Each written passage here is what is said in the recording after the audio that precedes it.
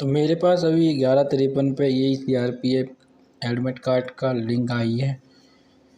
तो मेल आया है, इस पे लिंक पर क्लिक कर रहे हैं अपन और यूज़र आईडी पासवर्ड डाल रहे हैं तो लॉगिन नहीं बता रहा है, लिंक एक्सपायर बता रहा है।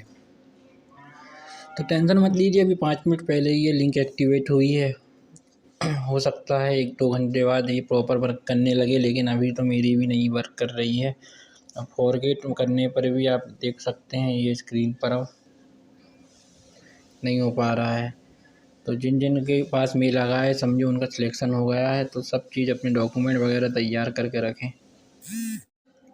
तो आप देख सकते हैं मैं फॉरगेट कर रहा हूँ तो मेरी ईमेल आईडी पर कुछ भी शो नहीं कर रहा है, ना पासवर्ड आ रहा है ना आईडी आ रहा है। तो कुछ देर इंतज़ार कीजिए, हो सकता है कि आपकी भी आईडी ओपन हो जाए।